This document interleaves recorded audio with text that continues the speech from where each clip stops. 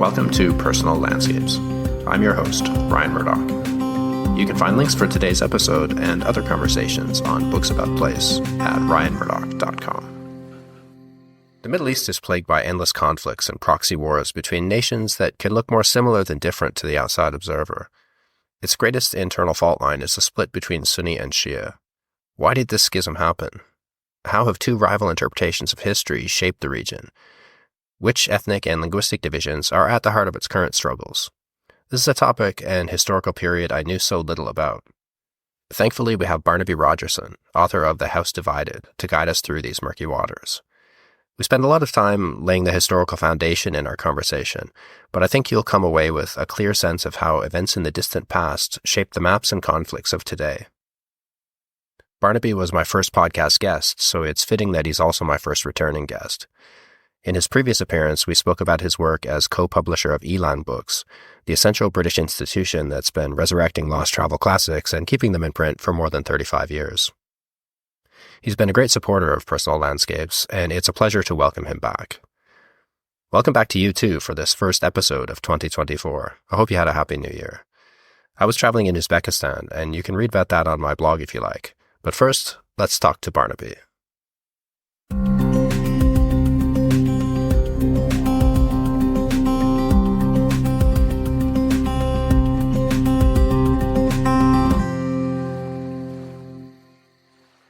So you wrote an earlier book, quite a detailed one, about the Sunni-Shia schism called The Heirs of the Prophet Muhammad. Why did you decide to revisit the topic?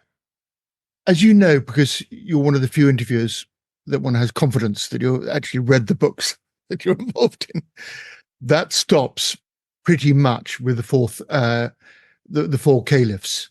And obviously, I even then had ambitions to write about the medieval era, but that was enough of a book. And so the motivation was to catch up with modern politics in this book. And then the publisher said, do you mind going over the stuff I know you've already written in two other books, because I've done a biography of the Prophet Muhammad, peace be upon him, and the heirs of the Prophet. And so, as you know, I had to revisit that, and it was enjoyable. Yeah, it's impossible to, I think, to talk about the present day without revisiting it, because, I knew absolutely nothing about this topic. So I think that would be a good place to start, because I assume my listeners wouldn't know either.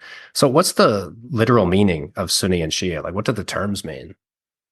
Well, Sunni basically is the safe pathway from a lovely old sort of Arabic tone that puts you into the geography of going across the desert and keeping to the safe passage of life. And Shia is Shiat Ali, which is the party of Ali. So it's quite specific, the terms.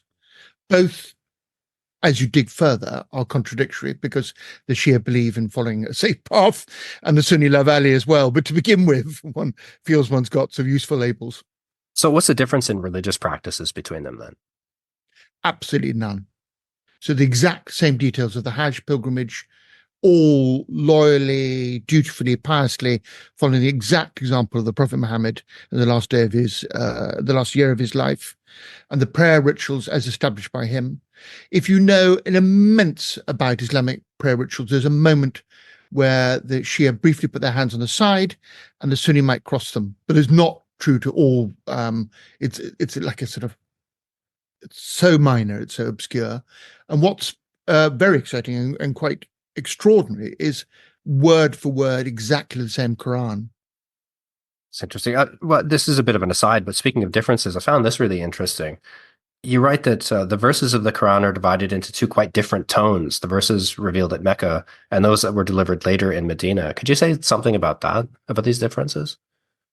Yes, that's incredibly important, but also, as one digs, gets more confusing, because the Quran was entirely an oral, you can't even use the word document, a recitation in the life of the Prophet and the first two successors. So the Quran existed as something chanted by the whole community, joining in all-night prayer sessions, and that still continued, that tradition, in Ramadan. For those who've been lucky enough to be in an Islamic city, the mosque will be open, and some of the best and most famous reciters of the Quran will spend the month taking a 30th or the 40th of the Quran and keeping it alive in the night. And if you've ever attended there, you've got a wonderful key to understanding what the Quran was in its first stage of life, which was this recitation. And what's really important for a Muslim, all Muslims of all branches, all faiths, is that Prophet Muhammad is no more than a mouthpiece. The Quran is literally the word of God, and Muhammad is his chosen mouthpiece. And that takes you, into somewhere sort of very holy. So you said that the earlier verses, the Meccan verses, sort of address any age and body of mankind. They have a strong, a universal appeal, where the verses that came down from Medina were more specific, detailed, and dealt with political problems faced by that community at that time. So are they interpreted differently in terms of how to go about living your life today? No, it's a very good question, because there is a sort of a heresy within Islam which would try and venerate the Meccan verses as something much purer, the expression of the divine will. And Medina is very clearly addressing the issues of running a faith, because the Prophet Muhammad in Mecca was a persecuted individual. And we've got a sketch of his biography in that period, but it comes really detailed and tightly focused in Medina, from historical descriptions of the campaigns, conversations. You get a much tighter focus of the Prophet Muhammad's life in Medina. And later on, some very quick commentaries were made about the response, where these verses were coming from, sometimes dealing with specific issues. But then there's something else that an outsider who's not a Muslim should respect, is that over the lifetime of the Prophet, the verses were perfected. And typically the last recitation of the Quran was not a brand new chapter. It was just 2 or 3 lines to an additional recitation. So that's rather fascinating, is the Mecca's got these much shorter, much more universalist, much more direct calls to the deity, and to be free from sin and the day of judgment. I mean, the whole of Islam is there. Nothing changes, but Medina tend to be much longer, the verses, and much more specific advice about how you're going to organize the recognition of your children, how you're going to divide your wealth, that sort of thing. Much more the sort of the practice of a Muslim. So you say that the verses were sort of refined or not reworked, but over time. Was that through Muhammad himself, or Yeah. Unlike the Bible, which was kind of refined and reinterpreted by later editors, so to speak? So no one dares touch what the Prophet Muhammad has recited, but he adds, perfects, develops various chapters over his life, from my understanding. And for listeners, when was this finally codified into a written form? So what happens is the community is so busy with war and organization, civil war and strife during the Caliph Abu Bakr and Omar. And it's only when those conquests have been achieved and there's some sense of military stability is the decision made to write down the Quran under the chairmanship of the third Caliph, Uthman, loathed by the Shia. But it's clear that Ali worked side by side in this, not exactly editorial committee, but this sort of committee of really early Muslims, so that they didn't forget or overlook or add anything. So that is 20 years after the death of the Prophet, and we're beginning to get the first written documents. So much earlier than the biblical Gospels were compiled. Yes, much closer to his life. Is it true that the oldest Quran is the one in Tashkent, the Uthman Quran? The one that you've just seen? Yeah, we didn't get a chance to go over to see it. No, we were west of Tashkent most of the time. No, I just heard about it. I went to see it. It's too vast to be historically likely to be made in the Hejaz. Quite poor. From my understanding, some of the earliest fragments of datable sort of paper and ink is tucked up so they couldn't be damaged after Quran was worn out. The same thing happened for Jewish and probably in Christian monasteries. They didn't want to defile the word of God by using the paper to wrap up sort of butter or start a fire. So pushed up into the attic of the mosque in Sana, And I think those are the earliest sort of datable bits of paper. I suppose the first copies would have been on vellum or something like this, would it?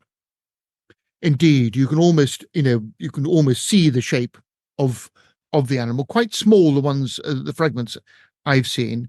Well, the one in Tashkent is vast and imperial and looks sort of, dare I say, 13th century. Okay. Marvelous, but very important for Sunni, because Uthman, I don't want to jump into story too quickly, but many people object to his practice as a politician, but everybody adores his role as the collector and editor and publisher of the Quran, and he will die, his blood spattering the first copy of the Quran. So it's sort of the Uthman, that first sort of codex, has got its own sort of extraordinary tragic fate. So you've covered such an enormous amount of ground in this book, and we can't possibly touch on all of it, but I think we should spend some time on those early historical roots of the schism, because it's so obscure to most people, I think. So I'll also bring in some questions from your earlier book, if that's okay. So you said that there are two different historical narratives in Islam, the Shia version and the Sunni version, and that these were codified into rival interpretations of history some 200 years after the death of Muhammad.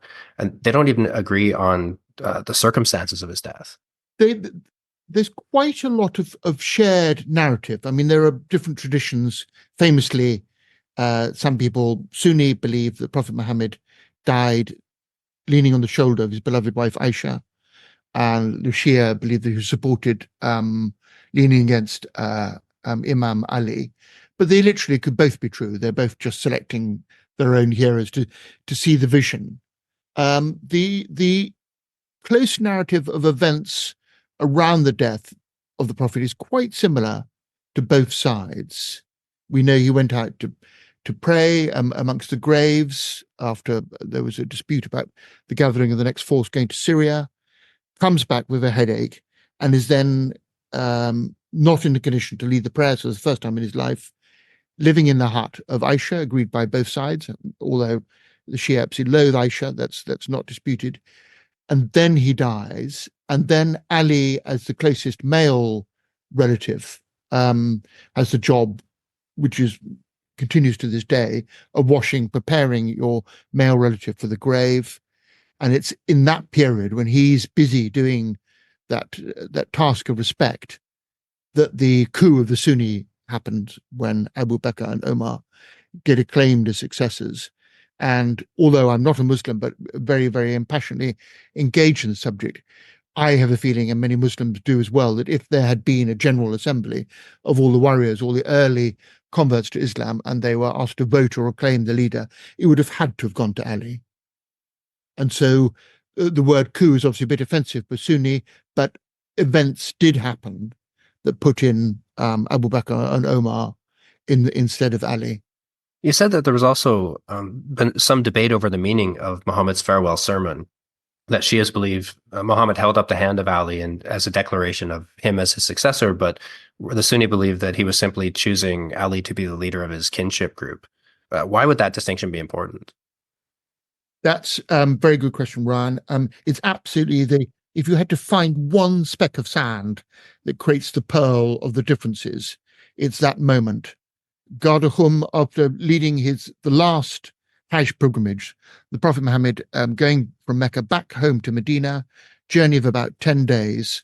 So they stop, the pilgrimage caravan, the Hajj caravan, at a number of well-known campsites. One of them is Gardahum, which is known as a place where fresh water is held back by the rocks. It was a popular stopping off point. And at that place, the great saddlebags were piled up to make a sort of informal rostrum. And the Prophet Muhammad and the Sunni and Shia both believe this, acclaimed Ali in front of everybody as his successor. The Sunni think or argue that it was specifically just a successor to the male clan, the Beni Hashim, one of the clan fractions of the Quraysh tribe.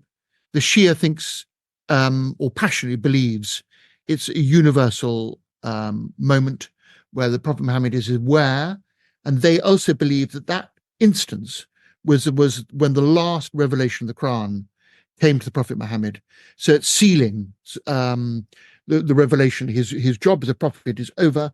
And on the same day, he designates Ali to be the emir, the commander of the army, the imam, the leaders, and to take the vision that he's recited forward for the next generation. So if you have to just ask a Muslim at what moment do you believe or not believe, Gardahum is absolutely that decisive moment. And it gives the Shia a sort of added passion because, as we spoke earlier, the word of the Quran is the word of God. And so if the last phrase of the Quran is also tied in with this witnessing of this decision, has completed his task. Ali, we're not talking about the Wars of the Roses between who should be the rightful monarch. This is a God-designated decision. And so for the Shia, it's not us choosing, worrying about which is the better man or which was the earlier Muslim or this or that, the other. This was part of the divine plan. And so you've said in your earlier book that you believe it was Aisha who formed the core of opposition to Ali becoming the caliph. So where did this ill will between them come from? I mean, first, could you say who she was as well for people who don't know? Yes, Aisha is the most beloved of the sort of 11 wives of the Prophet, and the one of all the characters who comes out strongest in the traditions.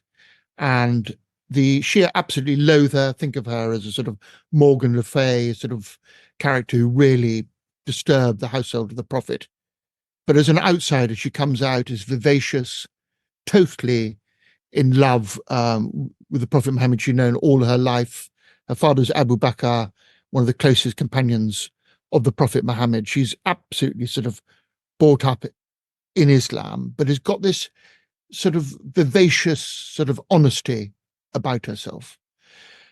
And there was a moment where it was the Prophet Muhammad's habit, even on campaign, to take two wives with him, and he would always ricochet to spend one night with one wife, one with another. And I think they were sort of almost like a form of sort of inner advice. You really, really love the company of women. But on this particular campaign, Aisha, who's very light, goes off for the quarter of nature. And when she returns, the caravan is gone. And so she's left, and as everybody does in such a situation, you go back to the last site of your encampment, knowing that when you're missed, people will send back a messenger to that last known rendezvous. But before that happens, she's picked up by a passing Bedouin who knows who she is and respectfully escorts her back to the Muslim force. But people, being what they are, whisper about this moment, and it coincides with Muhammad going back to Medina and celebrating a new marriage. So he's removed from Aisha, and the gossip builds up that the Prophet is dissatisfied with Aisha. She catches a fever, goes and retires and spends some time with her parents. And it's a sort of crisis moment in the Prophet's life when he believes a direct revelation will come soon and clear up the issue, and nothing happens. So instead, he starts asking advice amongst his companions about what's happened. Ali doesn't say anything bad about Aisha. He just mentions, you have got many women already, and by inference, why bother with this one who's making so much trouble? And Aisha never forgets that moment. And then shortly afterwards, there is a divine revelation that clears Aisha and also establishes very emphatic rules for how adultery should be judged and how many witnesses you need and every other sort of thing. But the seed of their rivalry was definitely embedded in that known historical instance, made even more complicated by the fact that Ali is married to Fatima, one of the Prophet Muhammad's 4 daughters, and has 2 children, the only male children in the household of the Prophet. The Prophet himself is very, very keen, I believe, to have a male child, and none of his wives produce any child that survives outside its infancy. So Aisha, who's longing probably to have a male son to show and to share with the Prophet Muhammad, watches as Fatima brings up these 2 beloved grandson of the Prophet. And you don't have to know much about human nature to know that is almost an unforgivable bridge between the the wife who can't have a child looking at someone who can. And as I talk, I'm almost sounding more like a sort of French court gossip than, Islamic historian. But it's so lively, and everybody in the Muslim world knows these stories. And Aisha is part of the family. I mean, the person you spit at and curse if you're Shia, the person who you love, and lots of traditions if you're Sunni, well knowing that she's a minxie character all at the same time. I mean, history is all about people, and this is what makes your book so interesting. It brings these kind of murky events to life and puts human faces on them. Is it the male line that inherits the name in these cultures? So Ali would be the source of all further descendants of Muhammad? Because the Prophet doesn't have any male children, Ali is going to be, not only is he Prophet Muhammad's cousin, but he's adopted into the Prophet Muhammad's household as a young boy, so grew up as a sort of almost a stepson, but actually a close cousin. And the further tightening is that Prophet Muhammad, as a boy, himself was adopted into the household of Ali's father. So it's a really close bond.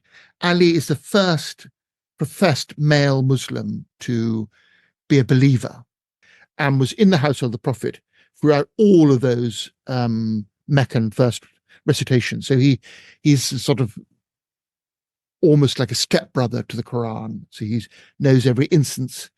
And then he marries Fatima, has Hassan and Hussein. All the descendants of the Prophet Muhammad come from those two sons, Hassan and Hussein. So his role genealogically is absolutely vital.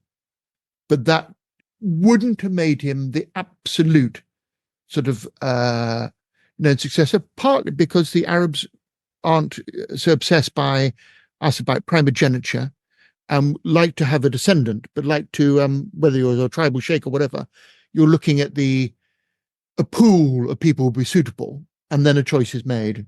For instance, the Saudi kingdom, that is what has happened as people have worked through the sons of Saud, but chose which one they thought would be the rightful sort of chair, as it were, the tribe. So you've described Ali as a figure crafted from the purest principles of honor, truth, bravery, and faith.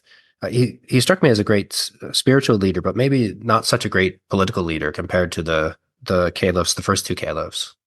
Yes, it's so extraordinary is that Ali is so adored because not only does he witness the Quran, but he's one of the bravest young warriors in the first battles of when the Muslims were fighting the pagans. He's poor, he's hardworking, he's upholding the family and the sort of household of the Prophet.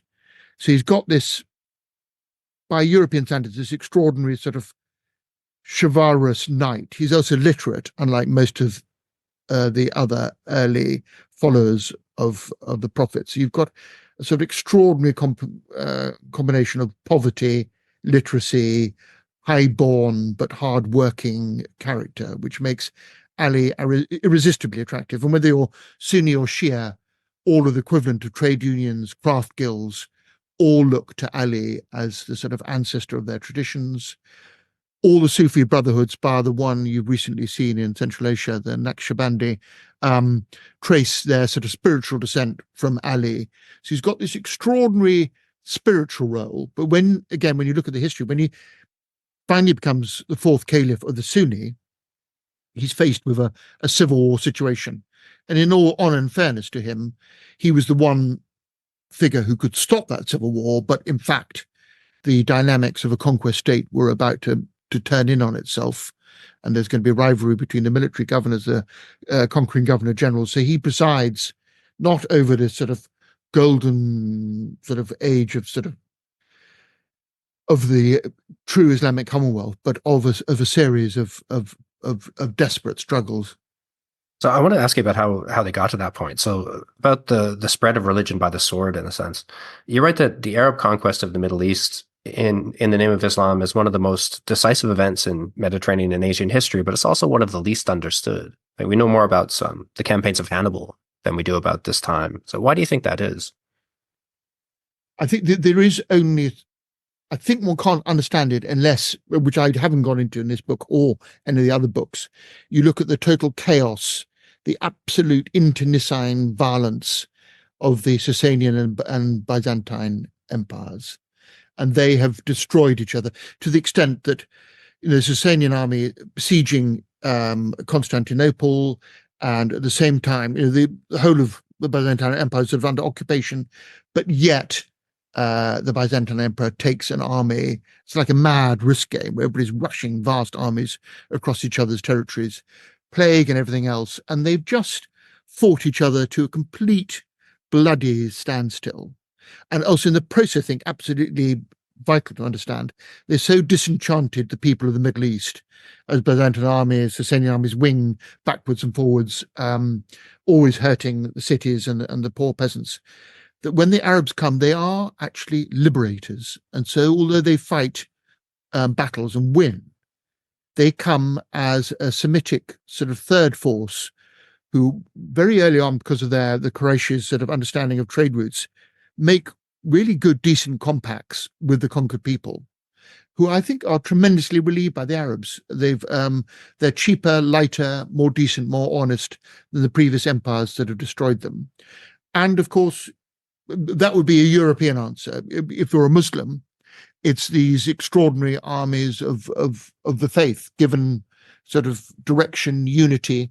For the first time, this extraordinary resource of tens of thousands of hardened warriors from Arabia are united under one leadership and given a passionate mission. What is interesting is that there's no technology. You can look at, medieval cavalry, you can look at the longbow, you can look at the invention of gunpowder, and there you can look at Greek fire in the Byzantine navy, and there you can see a clear technological advantage which allows an empire to dominate. There is nothing in the Arab armies that gives them any technical superiority over the Byzantine and Persian armies. They're using the same swords. Their soldiers might be tougher, they could live off the ground, but that's it. So what would you chalk up their military success to?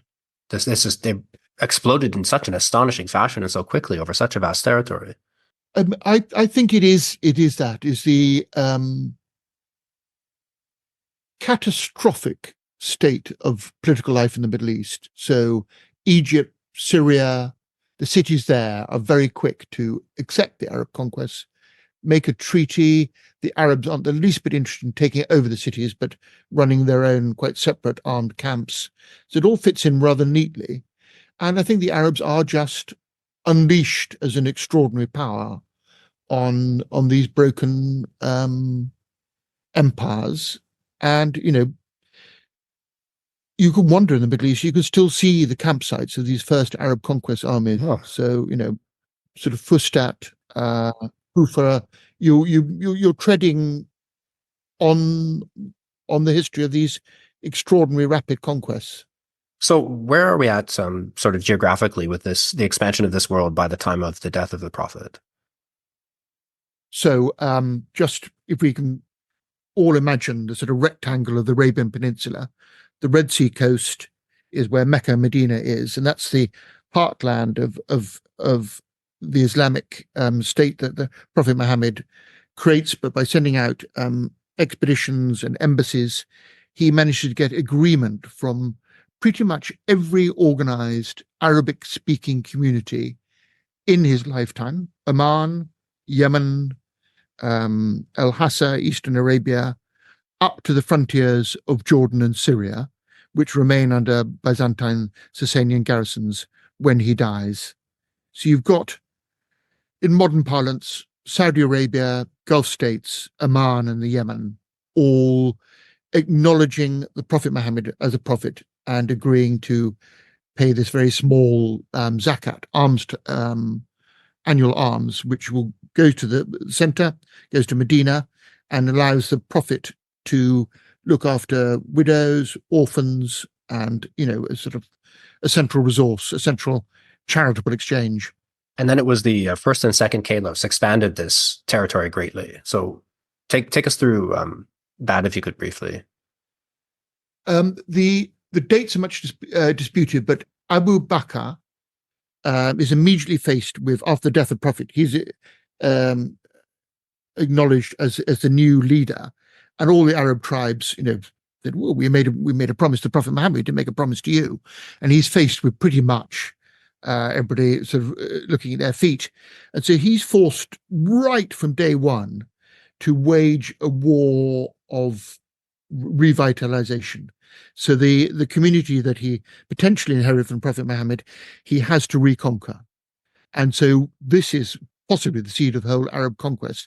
Abu Bakr, using the his knowledge of tribal politics, sends out Muslim armies to reconquer, which is just to re-accept the submission to Islam and the agreement to pay this tax, which is his line in the sand. He knows that you need evidence, which is the form of this charitable tax, to show you're the part of this community.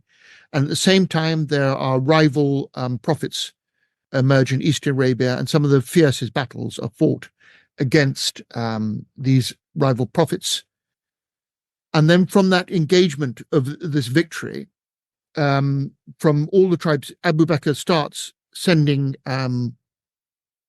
tribal armies out from Medina, assembling in key points of the Islamic world to conquer Syria and Jordan. And the Battle of Mu'tah during the Prophet Muhammad's life, that was a great defeat for a Muslim raiding force, or under his stepson Zaid. And so Abu Bakr was following directly in the example set by the Prophet Muhammad. Indeed, on that last year of his life, the Prophet Muhammad was assembling an army 2 or 3 miles outside of Medina in a camp, ready to do what Abu Bakr does. And then when Abu Bakr dies, Omar takes over. They work hand in glove, and they continue this process of gathering the young men, coming to Medina, giving them a flag and a commander, and sending them out to the war frontiers. And bit by bit, in a very sort of hands-on fashion, the various commanders in the front win these titanic battles against the Byzantine legions. Amr ibn al-As takes over Egypt with comparative ease, but there are succession of battles fought against the Byzantines and also Persians. Some of them go on for 3 or 4 days. There's some dispute on the details of this, how much we're looking at sort of legends of Arabic chivalry put back on specific dates, and how much can really be taken as military history. If you want to look more in this, Hugh Kennedy, the reigning professor of Arabic in UCL London and SOAS, has done a lot of it. And also what's very intriguing for those who doubt it is there are lots of, or there still are, biographies of some of the earliest Muslims being translated, which give details of this period.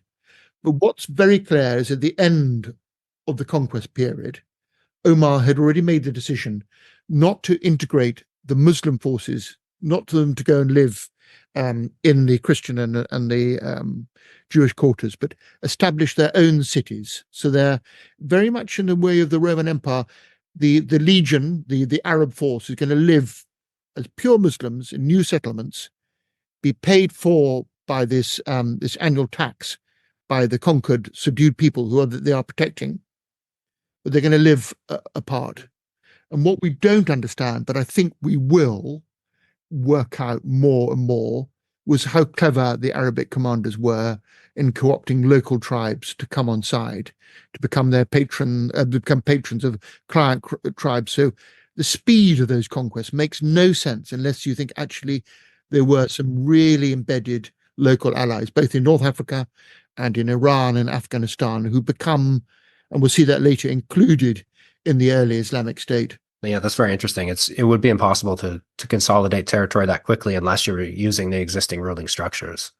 And I recently listened to some lectures about the development, which again is new archaeology backing this up, how much was happening in terms of desert technology, this silver mines, both in Arabia, but also along the whole string of North Africa.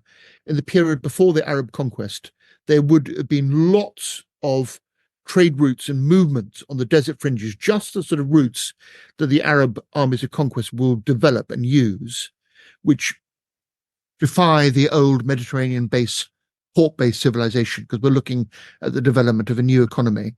And that's I not over my lifetime. I imagine this will be an area of scholarship which will grow more and more as the Arab conquest actually was following filaments of trade. And the Quraysh, this leadership tribe of Islam, were famous as cross-country traders, running the route from Yemen to Syria.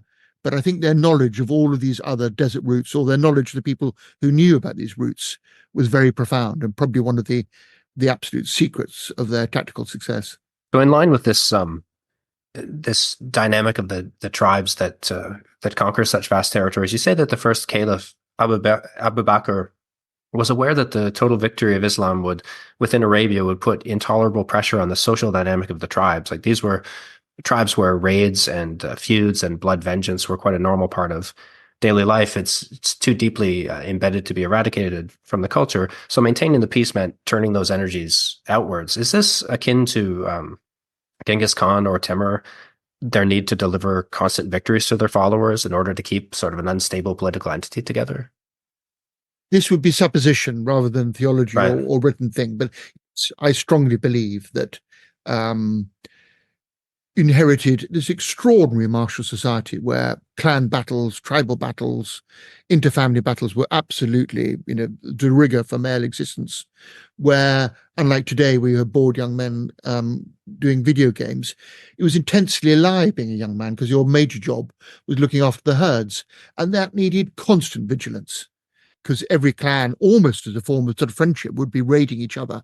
I mean, if you don't know the Arabian landscape, just imagine the sort of Scottish clan system, where young men were constantly, for the fun of it, going off to lift each other's cattle, the same as in Ireland, and you had to be constantly vigilant, and sometimes you missed it, and you raided back. And so we now think of, the wars that are raging as we speak are much more violent than these almost sort of intense rugger matches with cattle, which was the basis of tribal society. And we're talking about places just like Ireland and Scotland, where the wealth was in cattle. There was always seed planting and there was always harvest in the oases, but the real quantifiable wealth of a clan was highly mobile. And so this is a sort of the background. These young men now needed a direction, were given a direction by the Sunni caliphs. I think that spirit still continues. I did a trip in Jordan years ago for a travel magazine with some Bedouins by camel. And I suggested, why don't we raid the Hijaz Railway while we're out here? So give me something to write about. And he said, yeah, we don't do that anymore. And I turned around and pointed at a well and said, where did you get this railway tie for the well then? And he just changed the subject. So I think that spirit is alive and well. Yes. And I think, there's endless analysis of, the rise of this sort of militant group or that. I think if you do remember the excitement of being, and the boredom of being a young man stuck in a flat, but if you're given a jeep and a machine gun and a turban and can rush off to the desert, why wouldn't you want to do that? That energy, that delight is in us all. Yeah. So you said that Islam has been at war with itself ever since Uthman, the third caliph, was killed. The second Omar was also assassinated, wasn't he? Yes. Omar's assassinated, and in this slight sort of fix-up, Uthman is given the job. Uthman is revered as the man that Prophet Muhammad trusted so much that he gave 2 daughters. So he's very closely allied to the Prophet. But he's from this very wealthy clan within the Quraysh. He's very, very well connected. He's equivalent of a, much overused word, but he's a sort of millionaire. He's the trust fund element of the early Islamic society. And so people are used to treating him as a chair. He's not a great warrior. One of his most generous acts was when Ali was a poor warrior, hadn't got enough money, the dowry for Fatima. And Uthman volunteers to buy the armor and the sword of Ali for exactly the right sum that he needs to have as a dowry, as a respectful young man, and then as a wedding present gives this back to Ali. So it shows the sort of the nobility of a sort of tribal sheikh. And that's Uthman's characters. My Shia friends absolutely won't have me say anything nice about him. He is the absolute stick for them. But you can see the first 7 years of his caliphate as rather efficient. This man who understood the workings of tribal society, very efficient in dealing with governors, establishing wells, working out dam systems for the spates that always attack Mecca and Medina. And as we know, working on this incredibly important task for the Muslim community of collecting the oral traditions, the oral recitation, not traditions, oral recitation of the Quran into a written document and getting everybody's agreement on it. So he's doing a job, but one of the great weaknesses of all Muslim societies is their tremendous passionate loyalty and love of their families. And I think it's the biggest single identifiable difference between the Middle East and the West. Is the Middle East, everybody loves children, they love your grandmother, you love your mother, you respect your cousins. They're just people, it's just at the center of their lives, their family, not their careers, not their professional dignity. That's a second. And I think certainly the English can't understand this strongly enough. And I'm afraid Uthman had it in spades, this loyalty to his clan. And when he's given the chance of choosing another governor for a new conquered province or taking over time and time again, his own clan, his own immediate cousinage gets given the preference. And eventually people feel confident enough to start questioning him. He's not the sort of man who likes that. He's got a court of embedded cousins advising him, and things are getting more and more sticky as this already existing wealthy clan seems to be creaming off all the tough posts and the lucrative positions of governor of Syria, governor of Egypt, governor the two conquest cities of Iraq. All the prime posts are there. And so there is a virtual mutiny, because every Hajj, every year, there's an opportunity for the garrison cities to send delegations, respectful delegations coming to Mecca, and for a natural communication to happen with the chiefs. There's a row, near mutiny. Uthman sort of tidies it up. But in the process of the caravans going back to their garrison cities, there's a message, and we don't know to this day if it's from him or from one of his cousins, giving instructions for them to be punished when they return. And that suddenly turns what was a sort of argy-bargy into blood. And the military convoys intercept this message, come back and besiege Uthman's house, and finally break in. And he's stabbed in the head and bleeds over that first edition of the Quran. So there's virtual fitna, civil war between his clan and these near mutinous army. And the only person with any respect who, in the eyes of the Shia, should have been claimed right from hour one, minute one, day one, is Ali. But he's the only one also trusted by both all the clans of the Quraysh, but also by these potentially rebellious forces.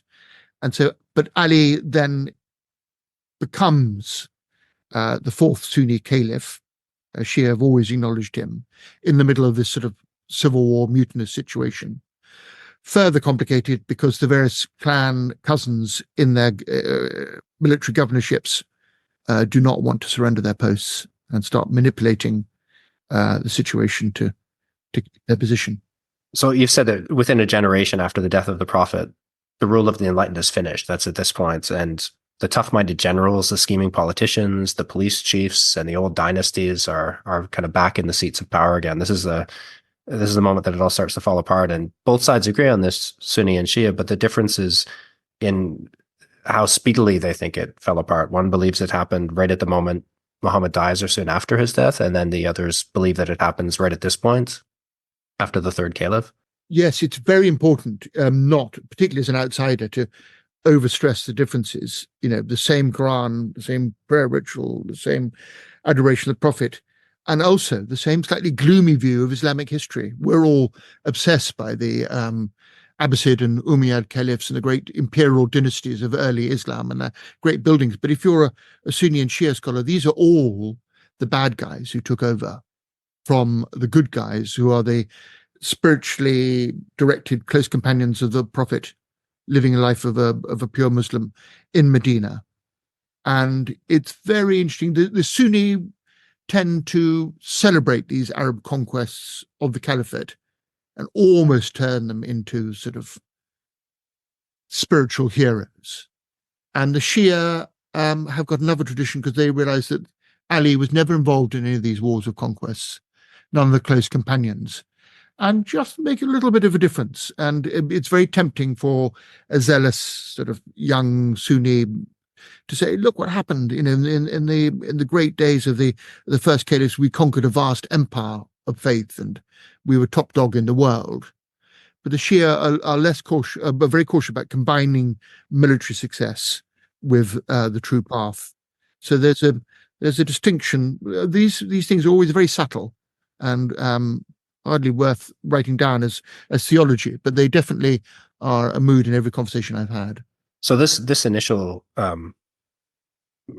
war within Islam, did it initially focus on Sunni versus Shia, and how did that play out up to now? Because we still see these conflicts of Sunni versus Shia today.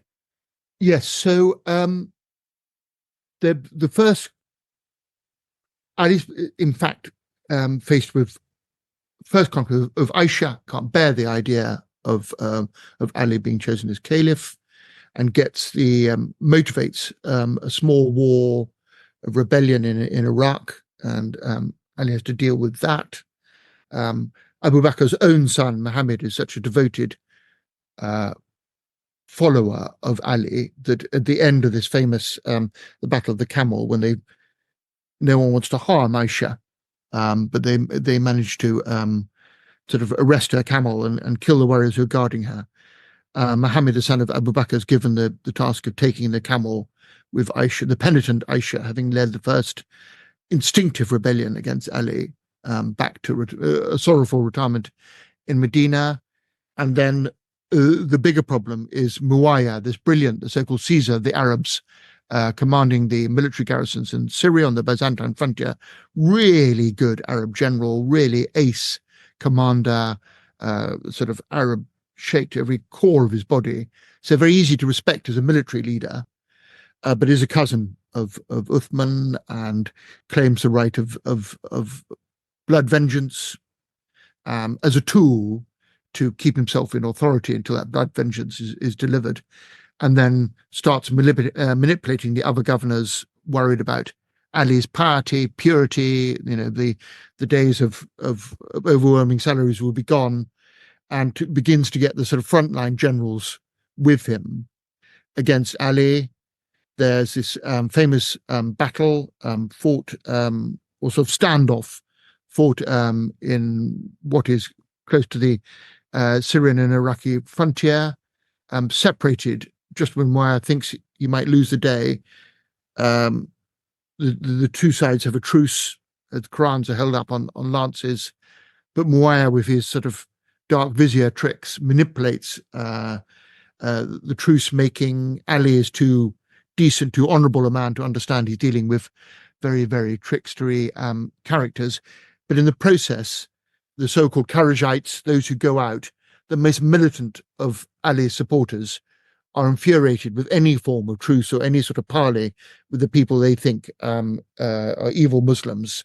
And Ali is forced to deal with them. And that's a sort of tragic moment when he has to turn his army against his own most devoted followers, who become this quite separate tradition in Islam, the Kharijites that, in your travels, have you been to the Mazab oasis in Algeria, or in the inner Oman, Isle of Jerba, still exist as a separate tradition. And in the end, there's a sort of standoff, really, with Muawiyah left in command of Egypt, Syria, the sort of military frontier, and Ali ruling sort of Central Arabia and southern Iraq, before he himself is murdered, and Muawiyah takes over the whole. So Muawiyah is the fifth caliph, not an orthodox figure of spiritual or theological importance, but he is the fifth ruler to dominate this Arab conquest empire, and rules it from Damascus. and creates the Umayyad dynasty. And we all know about their buildings, the Dome of the Rock, that fabulous great mosque in Damascus. The Umayyad Empire stretches from Samarkand to Spain, from Poitiers. This vast expanse, bigger than anything Rome or the Persian Empire had been able to succeed, is under one glittering rule. Slow replacement of Arabic over the other official scripts of Greek and Latin and Persian, and you have a recognizable Arabic empire again, keeping these garrison armies separate from the cities, paid for very like Roman legions from the taxes of the people they're protecting. So I know we spent a lot of time on what might seem like ancient history to people, but it didn't end there. Like this division still exists today, and it shapes our current map of the world. So how does the current map split between Sunni and Shia? Fast forwarding to now, if you imagine the central Middle East, the great Shia nation is Iran. And then it spills over in North Azerbaijan is Shia. The elements of Shia and sort of Alevi Shia belief in southeastern Turkey. There are Shia in Lebanon. And they're a surprise to most people, they're Shia in the eastern provinces of Saudi Arabia, neighboring the Gulf. And as we all probably know, the Iraq is sort of 2/3 Shia now. So that's the sort of coloration. All of North Africa now is Sunni. So is Egypt. So militantly is Saudi Arabia. And Turkey is Sunni, and the region you've just been in Central Asia is very, very Sunni. Never had any tack with that. But in the rest of the world is equally complex. There are quite large Shia minorities in Pakistan, which otherwise looks a great Sunni nation. The 100 million Muslims in India have got strong Shiite traditions within them. So it's very sort of nuanced. At times, when you first look at it, it looks national. It's all Iranian. But as you look further, it is something that's deep in all the medieval states. And there are also divisions within these divisions, aren't there? Like, I'm thinking of the different varieties of Shiism. Like you hear about Twelvers, the Ismaili. I find that confusing. Could you give us a sense of some of that? Yes. I mean, I think the key thing is that all Shia believe in Ali, not just as the best of men, but as part of the divine plan. And with that, there's an energy that the whole Muslim revolution of being a caring, compassionate society, looking after the poor and the afflicted, would have been enhanced by a sort of Shia state ruled by Ali. So we're missing not just the rightful ruler, we're missing a sort of, dare I say, revolutionary or certainly sort of populist energy to a ruler. And that's the major thing to share, and not to get too excited by theology, but to go into, and to answer your question, the Twelver Shia followed this tradition that Ali was succeeded by Hassan Hussein, who passed by selection the sort of spiritual authority from Ali down through a dynasty of male descendants that goes on for 12 generations, until the last of the Imam disappears in hiding and goes into quite a theologically complex thing, goes into sort of spiritual occultation, waiting for the end of the world or waiting for a moment where true Islam is going to be born. But that's not so important as the understanding that the 12th Imam has gone, and the decision to put into practice what would have been a Shiite Muslim community is in the hands of his regents, which means us, humans. So although 12 Islam initially sounds like a rather sort of unbelievable sort of waiting for Godot, waiting for the Mahdi, it in fact means we follow this tradition. We revere the 12 Imams. And now it's our job as spiritual regents, as clergy, as people, as passionate Muslims, to put into practice the society. Off from that are the Zaidi, who are very, very similar. But they believe that you can look at any male descendant of the Prophet Muhammad as the sort of inner core of good Muslims, and then choose the best amongst them. And there are 14 qualifications. You've got to be the most pious, the most intellectual, the most brilliant Quranic scholar. You've got to be brave. You've got to be poor. You've got to be totally uncorrupt. So that's a very attractive, to my mind, a very attractive tradition. Zaidi Islam exists in Yemen. The Al-Houthi are perhaps their greatest practitioners, and it's flared up at different places in northern Iran, in Morocco, central Tunisia, Algeria. This idea that the descendants of the Prophet are the easy, qualifying sort of spiritual senate that you choose your leader from, but each generation you make your own choice. So that is that's very attractive. And then there's another tradition which is Ismaili, is that you can follow a different branch, and the 12th Imam is not the last, but there is actually a succession of true Imams who rule as the Fatimid caliphs, and the Aga Khan is the 49th in that lineal tradition. So if in Ismaili you see that although persecuted and time again defeated and made to suffer, Ismaili have still got their Imam governing and guiding them on the right way. And these are the assassins, Hassani Saba and all that. Obviously, assassins is not what the Ismailis call themselves, but yes, after the Fatimid Empire is defeated, one of the heirs goes to the mountains and teaches people pure Islam from mountaintop fortresses. The most famous one is in Alamut, in those beautiful mountains north of Tehran. Have you been there to Alamut? Yes, very gorgeous there. I was taken by a sort of a Shia British Muslim on a wonderful picnic, insisting we ate the sort of local rice and had the right apricot mixed with it. And it's a fortress. And when you go there, you realize it's not a palace. It's a place of minimal physical space. And it was one of a string of about 20 castles on these sort of alpine-like peaks.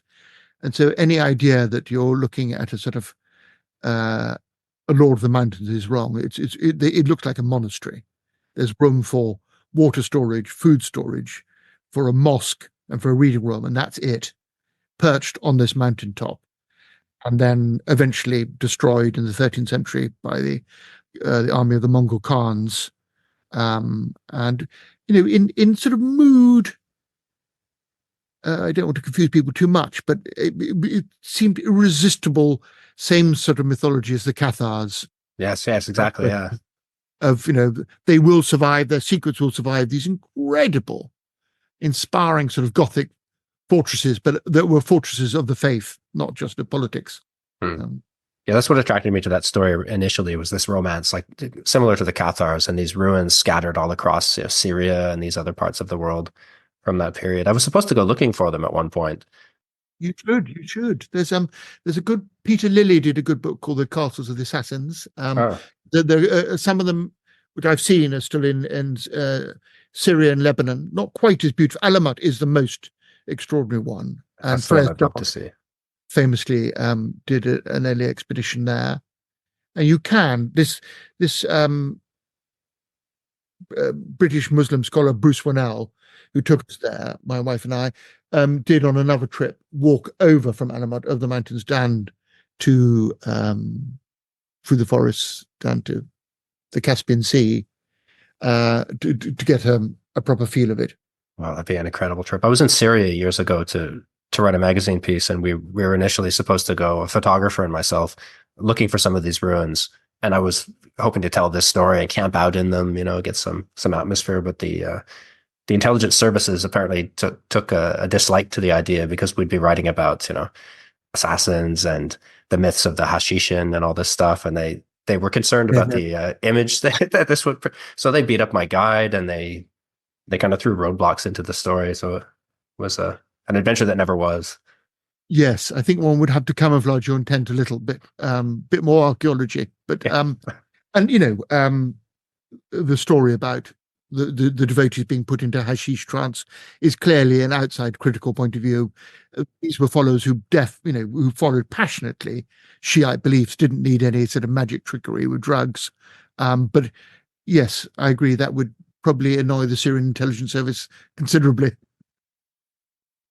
Bernard Lewis wrote about them again, and I mean he also annoyed the Syrians. And it's plucking a sort of Orientalist strand. Yeah, this is what's interesting, how this story came about and why this was projected onto these guys. Yeah. So I wanted to look at one other major division, one other major cause of division, and it's something you spent a great deal of time exploring in the latter half of the book.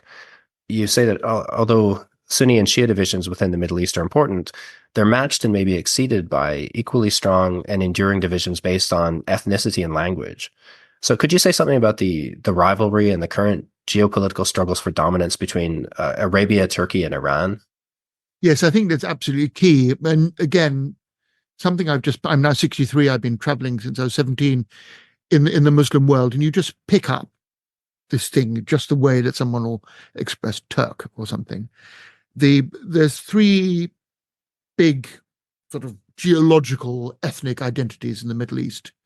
Iran, incredibly proud of its civilization, as old as anything on earth, wonderful language traditions, the first empire, the Persian Empire, can, with some argument, be considered a commonwealth of nations, invented the first coinage, postal service, roads. If you're Iranian, you go, everywhere you look is glory, the most wonderful poetry, the most wonderful architecture. To be an Iranian is to be part of this sort of absolute adamantine pride in Central Asian culture, which filters out in towards Central Asia and India. They're all sort of share this sort of greater cultural zone of Iran. And I haven't met a Persian who might joke about bad politicians, but in the end isn't absolutely defined by being Iranian. For those who don't know the Atlas, Iran is a fascinating area, big, glamorous, beautiful alpine mountains capped with snow, with little streams running down into the middle of the country, which is this vast desert. So it's broken up into potentially hundreds of beautiful valleys, and ancient cities have all come out of there. A second people we want to know about and can recognize very quickly is the Arabian Peninsula, that big rectangle. And those who've been fortunate, like Ryan and I, to travel, if you go to southern Turkey, go to a city like Mardin, you're standing on the mountains and you look down at Mesopotamia, and you can see there is a geographical frontier of the flatlands of Iraq going right down to Arabia. And this is the land of the Arabs, entirely defined by their language, shared and delighted with at all times. It's their great tool of vivacity, poetry, delight, wit, everything.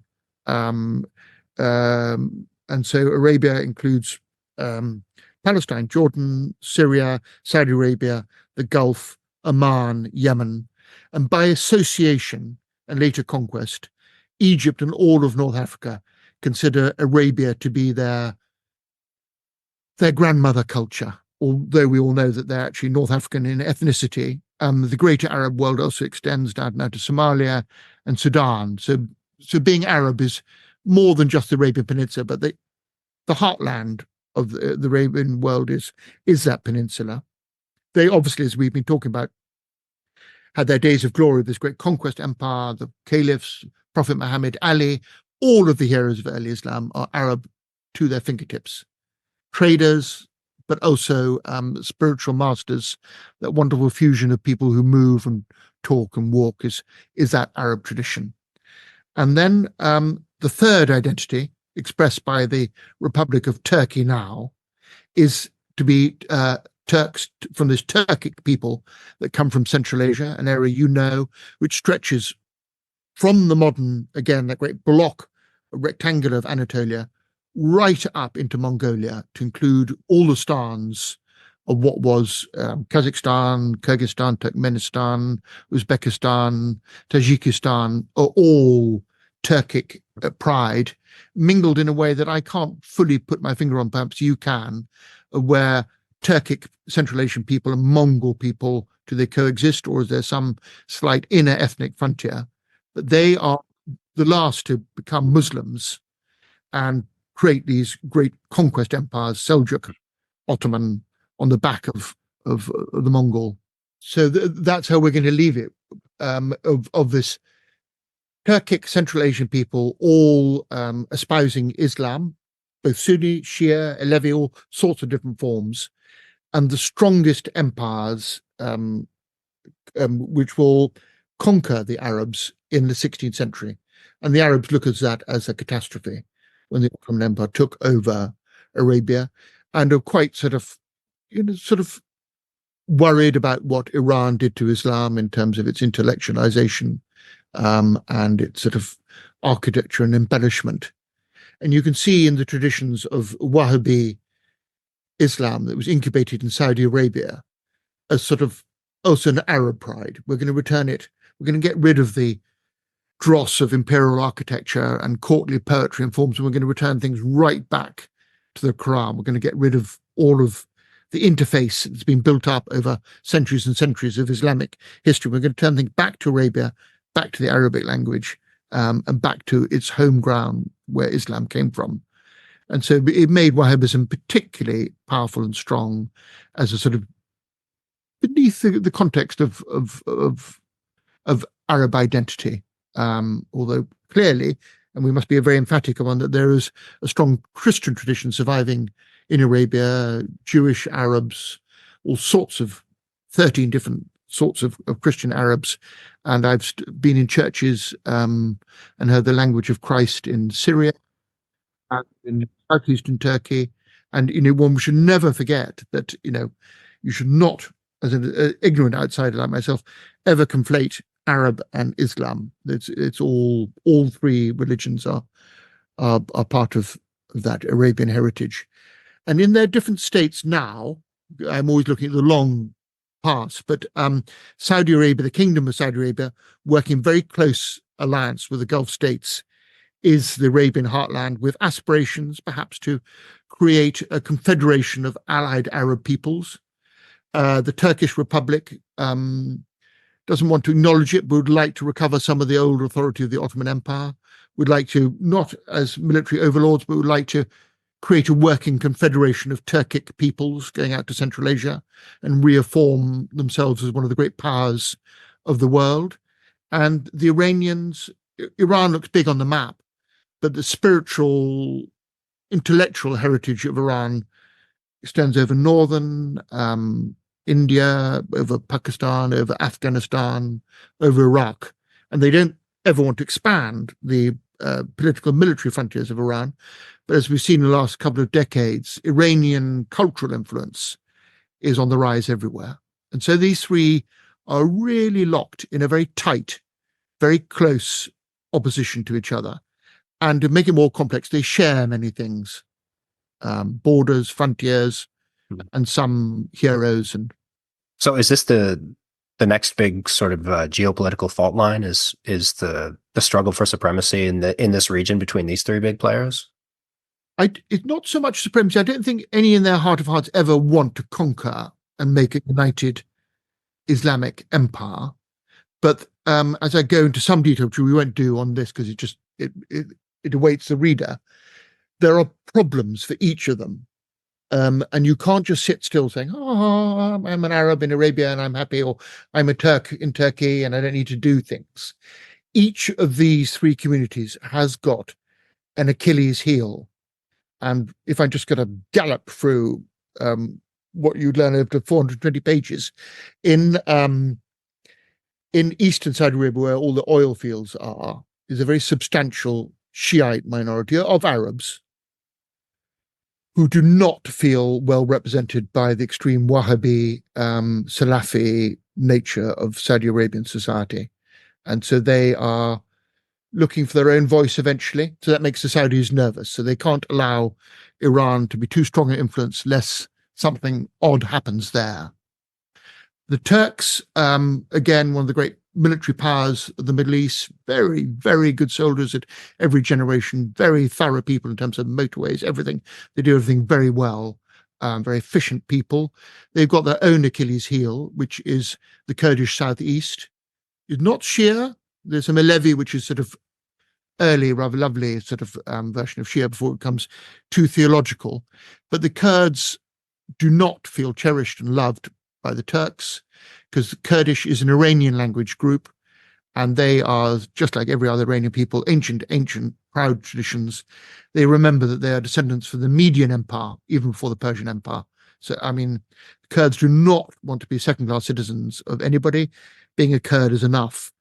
But they are ruled mostly in southeastern Turkey, some in northern Syria, some in northern Iraq, and some in western Iran. So that's one of the hidden powder kegs of the Middle East. Will the Kurds ever have their own state? And there are 4 powers that don't want that to happen. But the one that's most emphatic is Turkey. It doesn't want to lose its southeastern corner, which ties in with very recent awful history when Turkey was nearly dismembered by the wicked colonial powers of France and Britain at the end of the First World War. And there are maps showing what we, the British and the French, were planning to do to break up the Ottoman Empire totally and hand it out as parcels of cake to our various allies. And whenever I've spoken to anyone in the Turkish Foreign Office, they've got that map in their mind. That was our intention, and perhaps is. So theirs is a battle to keep Turkey strong.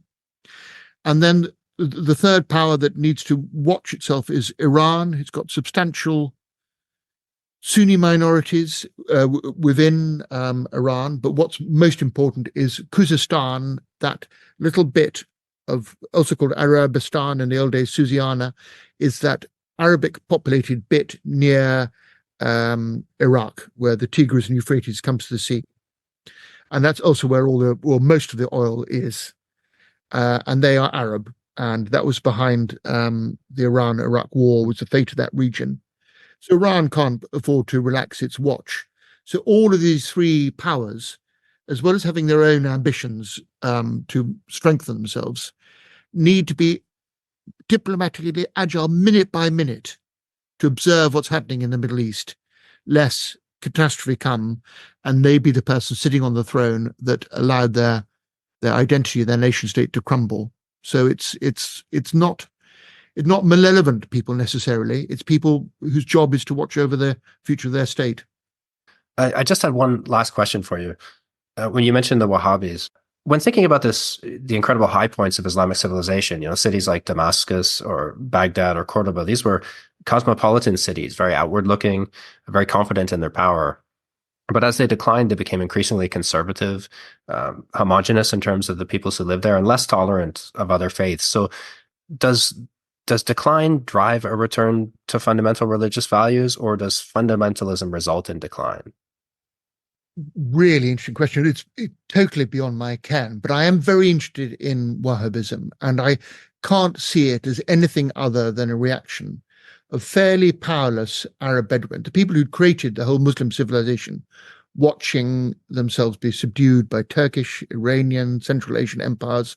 They also had the humiliation of the annual Hajj, where incredibly wealthy billionaires by today's version would be coming all from India, from Iran, coming and treating them as dirt, as no more than sort of desert guides.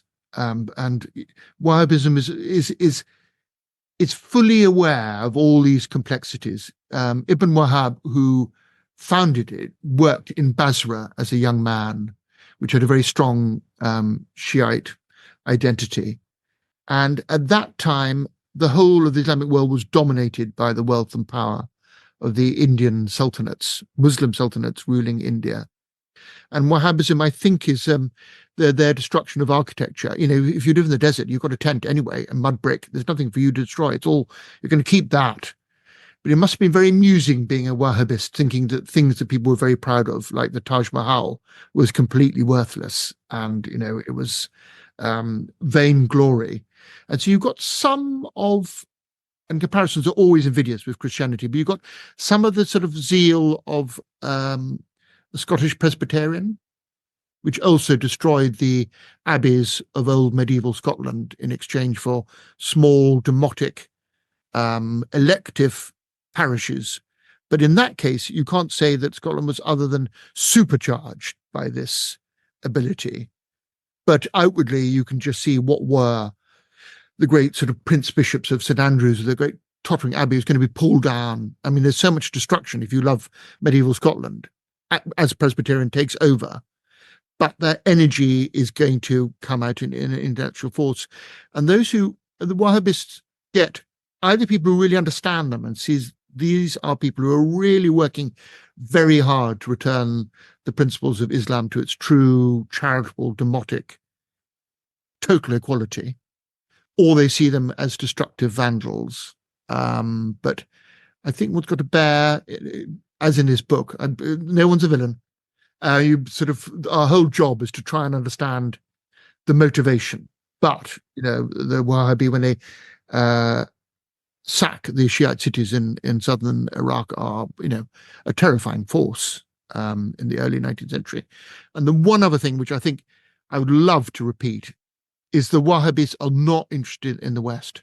They're reforming Islam. They are not in dialogue with Napoleon, Britain or France. They're completely indifferent to what's happening in Europe. They're formed in the late 18th century out of their own Islamic sensibility. And if any dialogue, it's with what's happening in Shia Iran, what's happening in sort of Mughal India interests them. It's an entirely indigenous revival of Arabic self-confidence in a way. That's very interesting. And this is something you cover in great detail in the book as well. So we've only laid the foundations for the regions that you discuss in such detail. I mean, I'm told the book was supposed to be quite a bit longer. It was quite a bit longer than this, wasn't it? Yes. I mean, yeah. I heard you exceeded your page count by quite a lot. Ryan, as you know, we've spoken on other occasions because I'm a publisher and publish other people. So you'd have thought I would known better, but I delivered a book 5 years late and 250,000 extra words than the publishers wanted. I got 2 into the issue and they really just threw up their hands in horror. It was over COVID as well. My long-suffering but rather brilliant, clever wife knew what I should be saying. And I'm afraid has cut this book. I think it's about a quarter of what I delivered. Wow. Yeah, the cruelty of editors. Yeah. Well, thank you very much, Barnaby, for walking us through this incredibly complicated moment in history, and one that continues to send shockwaves down to the present. I hope my listeners pick up a copy. It's The House Divided. It's such an interesting read. Thank you, Ron. Thanks for listening to this episode of Personal Landscapes. If you like the podcast, please give it a rating on iTunes and subscribe through your favorite app. You can find links to today's podcast and more conversations on Books About Place at ryanmurdoch.com. You'll also find a donate button if you'd like to contribute to the costs of the show. All donations are greatly appreciated.